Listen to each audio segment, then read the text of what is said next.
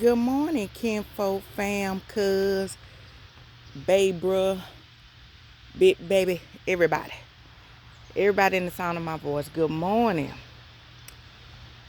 I'm out here. I already started with the reset button on this garden bed. If you remember, I said I had an issue with ants, and it was deep, y'all, and it was a lot of ants, and it probably still is a lot of ants. I started yesterday. Um, Due to my work schedule, I have to do this in sections. Y'all see, I had to pull out all my plants. I had to get rid of the ones that was severely affected by aphids. Severely. Yep. Garden bed never been this open. Let me get over here so y'all can see. Had to press the reset button. Garden bed empty. Pretty much. But how I did this to get rid of the ants, and I don't even know if they fully gone yet. I gotta dig down in the dirt some more. Hot water. Hot water. And just keep in mind, y'all, if you use hot water to get rid of ants, you killing everything in your dirt. You destroying, and I'm just being honest, you destroying everything in your dirt. That's the chance I was willing to take because my garden bed was really taken over by the ants. And when the ants took it over, they did that thing with aphids, and it's not helping me if my bed is severely affected, by anything. So yeah, had to do what I had to do. And once I finished with the hot water treatment of killing the ants, or get rid of, let's not say killing, getting rid of the ants, I would have to feed this bed all over like it's brand new. Now, it's going to take me longer than the average person to do this, probably because if you don't know, let me give you a quick introduction. I'm Ree. I'm gardening in Zone 9A, Bama. And the main reason why I say this is going to take me several days to do it is because I do have 3 jobs. Yep. And a household to run. And a little small garden. So this will take me several days to maintain this garden bed in between jobs. So let me show you something. I was able to, where did it go? Save, well, I might could say these cabbage. I don't know, but the color changing telling me I may or may not. I don't know yet. But let me show you what I believe I was able to save. I mean, just look at this bed. All the greens, mustard greens, collard greens, mustard greens, gone. Gone, gone, gone. But hold on, let me show you what I was able to save. All right, y'all. I was able to save 4 collard plants. Out of that big old bed that was full, I don't know how many collard plants I had in it, but 4 I was able to save. I knocked the dirt off the roots. I checked all the leaves. They look good.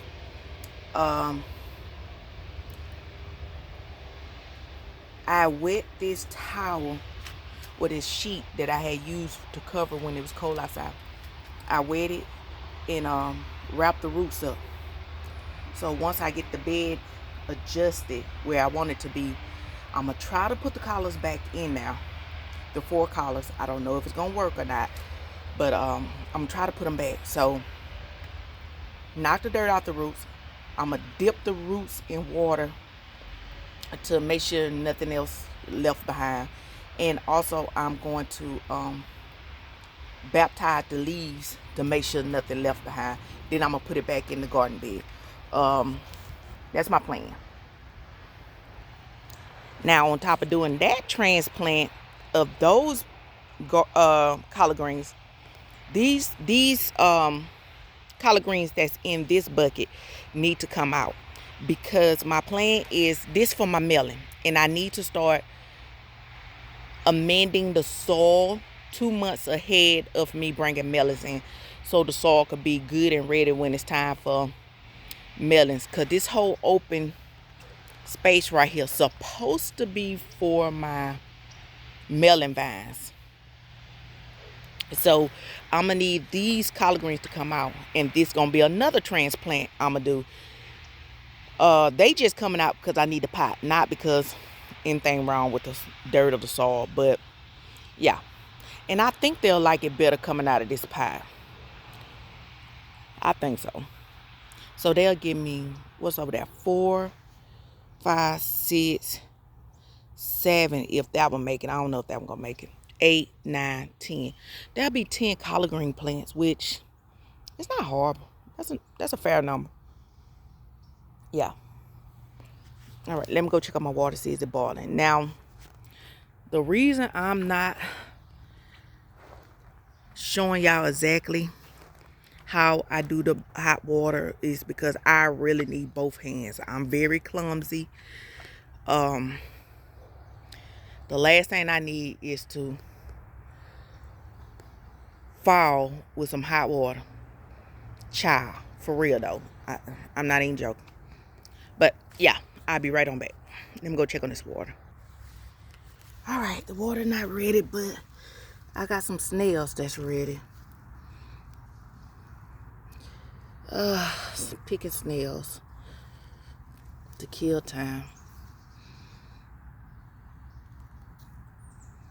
I would have never thought snails would like garlic.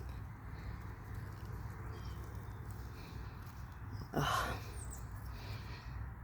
guess they eat anything.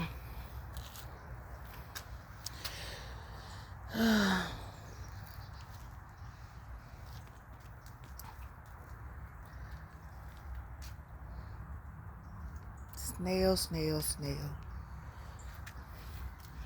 I know people do the beer method, but I haven't. Come on, big bro.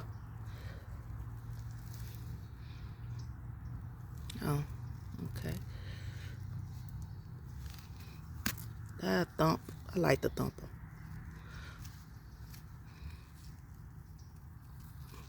See? Snails.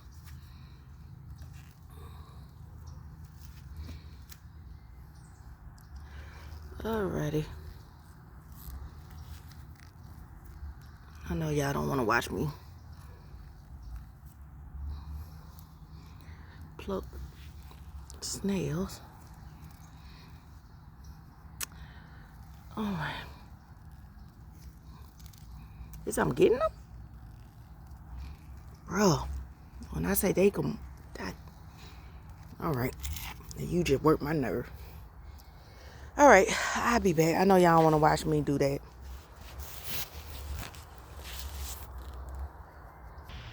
I don't know if y'all can see that steam coming off that bed, but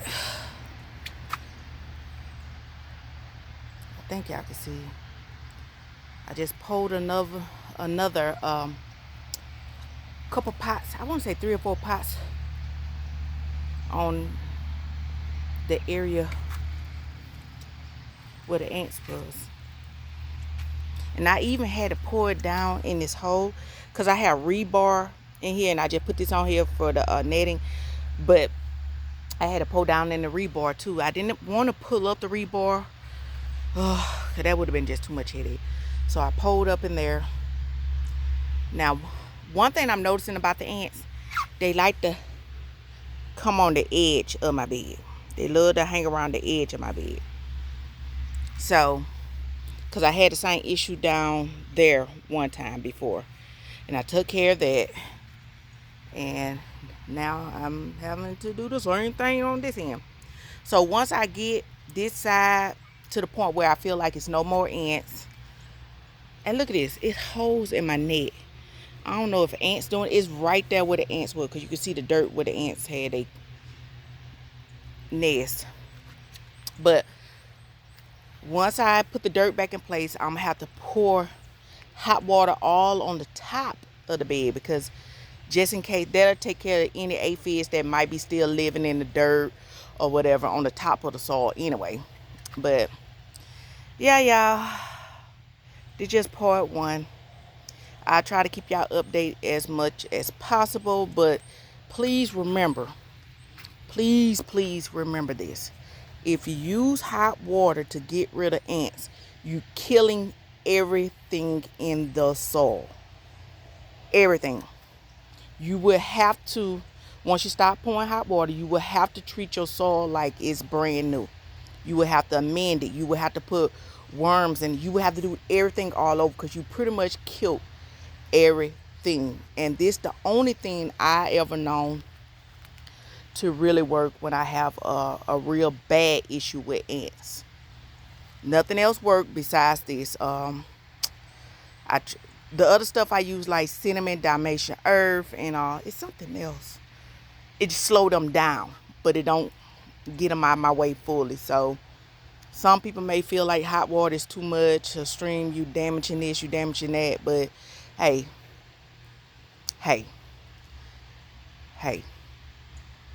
Sometimes you got to tear down to build up. I'm just saying. Some people agree with that, some people don't. If you don't, nice to meet you. If you do, nice to meet you too. So, I will be talking to y'all later, fam. By the sun coming up, I know it's time for me to get in there and get ready for work. I will be hollering at y'all later.